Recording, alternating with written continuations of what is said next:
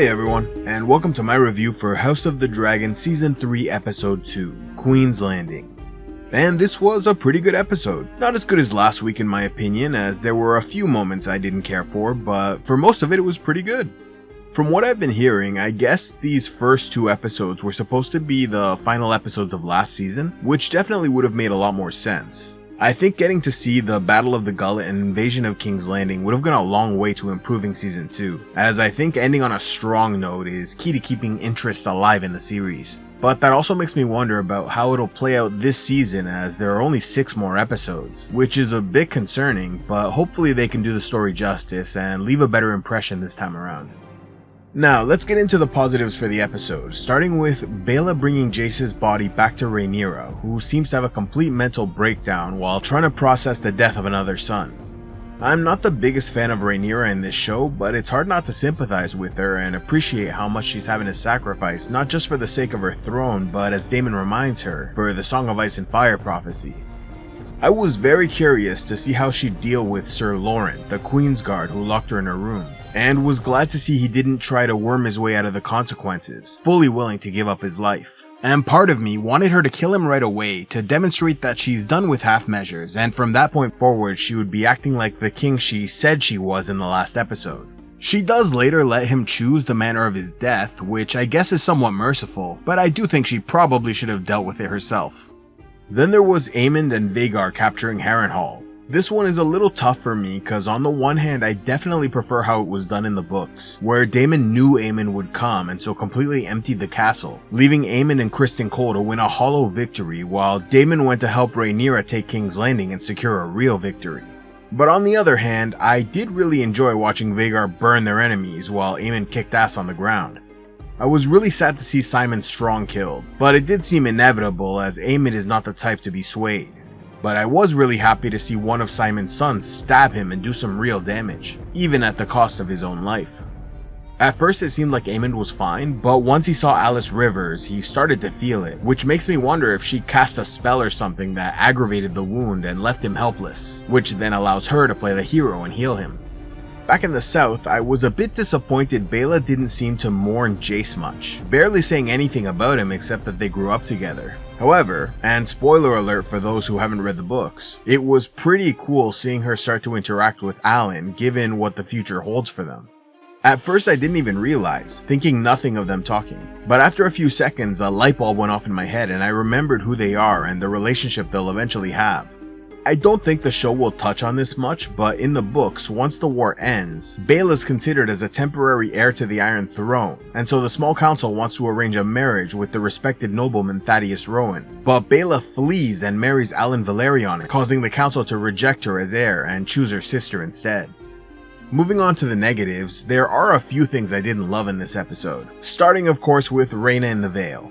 I guess it does make sense she'd return here since she can't really go home, and that she would offer to protect the Vale since that's what Jane Eyre wants. But I just have no interest in this character at all by this point, which is a real shame because I love the Nettle storyline from the books and the look of Sheepstealer in the show is awesome. I also wonder if they'll touch on the post-war Nettle storyline, where she becomes an influential figure among the mountain clans. Next I want to mention Daemon slapping Ulf the White and doing all he can to belittle and antagonize the Dragon Seeds. This is obviously an enormous mistake and really doesn't seem like something he'd do, since a great warrior like him should know their military value and how important they are to the cause. Which is why in the books it's the exact opposite of this, as Daemon is their biggest advocate, arguing they should be given greater rewards for their services, first wanting to grant them the Rosby and Stokeworth castles, and later even suggesting House Baratheon and Lannister be destroyed, to then give Ulf Storm's End and Hugh Casterly Rock. So I'm a bit disappointed the show makes a great military mind like Daemon so thoughtless when it comes to his greatest military assets. Then there was Lord Jasper Wilde trying to force himself on Alicent. This was absolutely ridiculous, and in my opinion, added nothing of value to the episode or story. Was the logic here that Jasper knew they were going to surrender to Rhaenyra and he would be executed, so no longer cared what happened to him? Because how could he possibly think he'd get away with something so insane? For me, this was the real low point of the episode. And lastly, I want to talk about Rhaenyra and Daemon taking the Red Keep. For the most part, I like these scenes, and I'll talk about them more later on. but there were a couple things I didn't care for. First, a more minor point was how the Green Loyalist soldiers who attacked Daemon all came at him on the ground, instead of shooting him with crossbows from the balconies above. But the part I most disliked was how weak they made Rhaenyra look at the end when she takes the Iron Throne. Instead of projecting strength and resolve, she was crying, shaking, terrified, barely able to lift her sword and seemed like she'd collapse at any moment. I was really hoping this would finally be the moment where she proved herself, and I do give her credit that she at least tried with Otto Hightower, even if she botched the beheading, since she clearly has no idea what she's doing. But for me at least, her overall behavior and reaction to everything was embarrassing, and in no way instilled confidence in her right to rule. So now let's get into my top 5 moments of the night, starting with Alicent Hightower working to arrange the peaceful surrender of the Red Keep. So far this season, I've liked Alicent's scenes as she really seems to be doing everything possible to end the war. It's kinda crazy that she's so willing to betray her family, which is nothing like how she was in the books, but at least she seems determined to protect her daughter and granddaughter at all costs. Speaking of which, the real reason this made it into my top 5 is because of the Helaena scenes when she's helping convince the garrison not to fire on Rhaenyra. Helaena hasn't really done much in this series, but I do find her character very endearing, and seeing her smile in triumph as she tries to help, stating that she doesn't want any beast harmed, was pretty funny and charming. Moving on to the number 4 spot, I went with the recovering relationship between Daemon and Rhaenyra. Ever since his Ice and Fire visions, Daemon has really become her strongest supporter and really seems like he wants to help her however he can. His gentle but determined speech to her after she lost Jace, saying that his death can't be in vain, really came off well, I thought. And of course, his one-man army moment where he tore through the Green Loyalists to protect her was great. For the third best moment, I chose the Aegon and Larys Strong scene, where they escaped captivity and headed for Rook's Rest. It was pretty funny seeing them interact, with Aegon trying and failing to give Larys the silent treatment.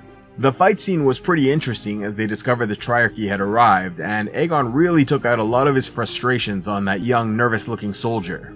But it seems Aegon really hasn't learned his lesson about listening to the wisdom of his advisors, believing he knows best despite not really knowing anything. At the number 2 spot, I went with Daemon and Rhaenyra capturing the Red Keep. Although I wasn't thrilled with Rhaenyra's part in all this, I loved seeing Daemon fight the Green Loyalists and the Gold Cloaks siding with the Blacks. I also liked seeing the Black Loyalists who were arrested by the Greens finally liberated and likely rewarded for their loyalty. I have to say I was pretty surprised to see it was Larys Strong who captured Otto Hightower, which for me suggests his motives behind it were to ensure Otto didn't survive, cause he's the biggest rival and obstacle preventing Larys from becoming Hand of the King if the Greens won the war. He may also have wanted to do a favor for the Blacks in the event they win the war, so he might have a chance of receiving a pardon.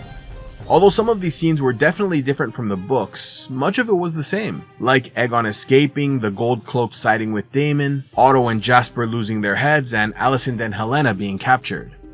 And now, for the best moment of the episode, I chose Daemon, the Rivermen, and the Winter Wolves celebrating their victories in the Riverlands, having defeated the Lannister hosts in the battles of the Red Fork and Lakeshore, also known as the Fish Feed. This was short and not particularly consequential, but the Riverlands campaign was one of my favorite parts of the books, and it was very fun watching them sing the Fish Feed song.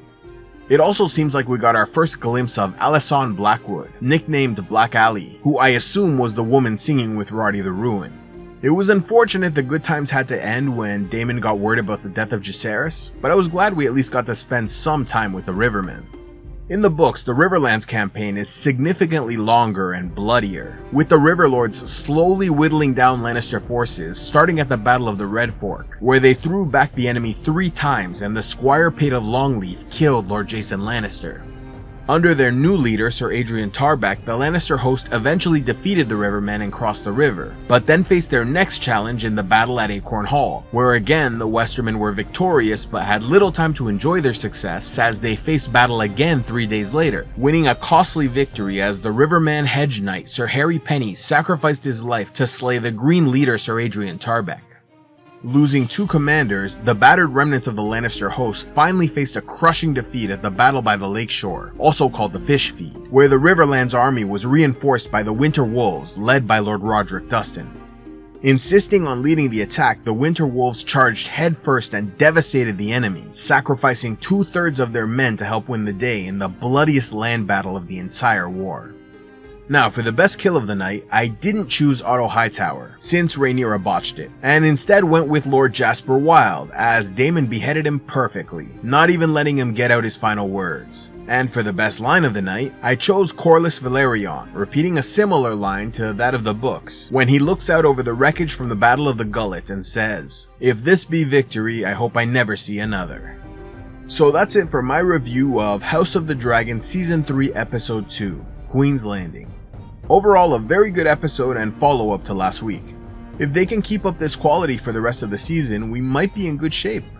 I can't say I like this one as much as last week, which I fully admit is because of how much I like the fighting and dragon scenes, but I still think it deserves a strong score of 8 out of 10. But what did you all think? How did you like the invasion of King's Landing? Did you enjoy the Riverland scene as much as I did? And do you think Alice Rivers had something to do with Aemon collapsing? Let me know in the comments below, and if you haven't already, be sure to check out my Prelude to House of the Dragon Season 3 video, along with my other A Song of Ice and Fire videos like the complete histories of Jacaerys Velaryon and Baela Targaryen. I'll link all those and more in the comments below, and be sure to watch my regular Sunday lore videos, which will focus on the Dance of the Dragons until the end of the season, along with my weekly reviews for the show. So for now, thank you all for watching, and I'll see you next time. A special thanks to all those who contribute to CivilizationEx, like Dela Cruz the Freed, Edingruir, Spicy Sky Frugran, Tormus Woods Whisper, and Kyle Blitzsword. If you'd like to help the channel, be sure to give a like, leave a comment, subscribe, and click on the links below, or else go to patreon.com/CivilizationEx, where you can gain early access to videos and watch the Patreon-only series, Heroes of Lore and Legend.